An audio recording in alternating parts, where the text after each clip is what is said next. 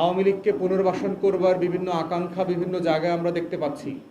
বিচার ছাড়া সেই আকাঙ্ক্ষার ন্যূনতম বাস্তবায়ন করবার চেষ্টা করলে এই দেশের 24-এর ছাত্র জনতা কোনোভাবে মেনে নেবে না।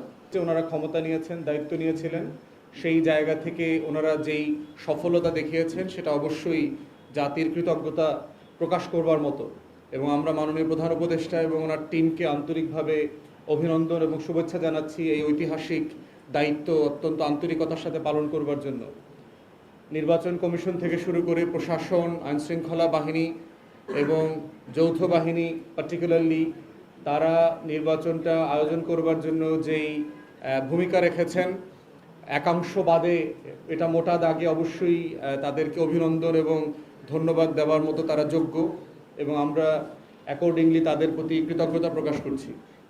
তৃতীয়ত হচ্ছে জনাব তারেক রহমানের নেতৃত্বে যেই নতুন বিএনপি সরকার গঠিত হয়েছে, আমরা এই সরকারকে অভিনন্দন জানাচ্ছি এবং অভিনন্দন জানিয়ে আমাদের প্রত্যাশাগুলো আজকে বলা এবং তাকে স্মরণ করিয়ে দেওয়াটাই হচ্ছে আজকের এই সংবাদ সম্মেলনের মুদ্রা উদ্দেশ্য।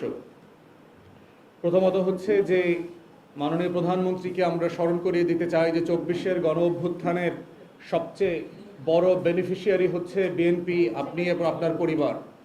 অথবা আমরা প্রত্যাশা করব 24-এর গণ আন্দোলনের যেই আকাঙ্ক্ষা ছিল, শত শত শহীদের মৃত্যু, শাহাদাত এবং সর্বশেষ শরীফ ওসমান হাদির যেই ত্যাগ, এই ত্যাগের মধ্য দিয়ে যে আকাঙ্ক্ষার সনদ আমরা সবাই স্বাক্ষর করেছি, সেই জুলাই সনদ ভাবে ভুলণ্ঠিত না হয়।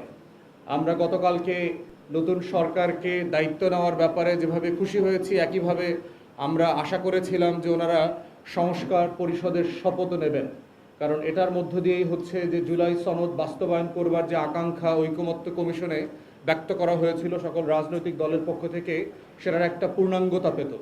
তো আমরা এখনও আকাঙ্ক্ষা করছি এবং আশা করছি যে এই সরকার অবিলম্বে জুলাই সনদ বাস্তবায়ন করবার জন্য যা যা করা দরকার সেগুলো করবেন। দ্বিতীয়ত হচ্ছে গত 1.5 বছর ধরে সংস্কার এবং বিচার 2024-এর গণ অভ্যুত্থানে যারা মানবতা বিরোধী অপরাধ করেছেন, গণহত্যার দায়ে অভিযুক্ত হয়েছেন, সেই ধরনের অপরাধীদেরকে যে বিচারের মুখোমুখি করা হচ্ছে আইসিটিতে, সেই বিচার এবং বিভিন্ন ক্ষেত্রে যে সংস্কারের উদ্যোগ নেওয়া হয়েছিল অন্তর্বর্তীকালীন সরকারের পক্ষ থেকে, সেগুলো যেন অব্যাহত থাকে। আমরা বোধ করছি কোনোভাবে দলীয় সরকার সেই আকাঙ্ক্ষা থেকে যেন সরে না আসেন। বিচার এবং সংস্কারের এই দায় কোনোভাবেই পরিত্যাগ করা অথবা অ্যাভয়েড করবার মতো জায়গায় আমরা নাই। আওয়ামী লীগকে পুনর্বাসন করবার বিভিন্ন আকাঙ্ক্ষা বিভিন্ন জায়গায় আমরা দেখতে পাচ্ছি। বিচার ছাড়া সেই আকাঙ্ক্ষার ন্যূনতম বাস্তবায়ন করবার চেষ্টা করলে এই দেশের 24-এর ছাত্র জনতা কোনোভাবে মেনে নেবে না। এবং আপনাকে, মাননীয় প্রধানমন্ত্রীকে এবং তার দলকে স্মরণ করিয়ে দিতে চাই যে আওয়ামী ফ্যাসিবাদীদের দ্বারা সবচেয়ে যারা বেশি নির্যাতিত হয়েছেন, তার ভিতরে কিন্তু আপনি, আপনার মা এবং আপনার দল আছেন। অতএব জালেমদেরকে বিচার ছাড়া, জুলুমের হিস্সা নেওয়া ছাড়া কোনোভাবে পুনর্বাসন ক্ষমা করবার দৃষ্টান্ত ইতিহাস ক্ষমা করবে না, জাতীয় ক্ষমা করবে না, জুলাই অভ্যুত্থানের পক্ষের শক্তিও ক্ষমা করবে না। অতএব আমরা চাই সেটা যেন দৃঢ় চিত্তে যেই ধারাবাহিকতা চলমান আছে আইসিটিতে এবং সংস্কারের, সেগুলো আপনি আপনার নেতৃত্বে আপনার টিমের মাধ্যমে অব্যাহত রাখবেন।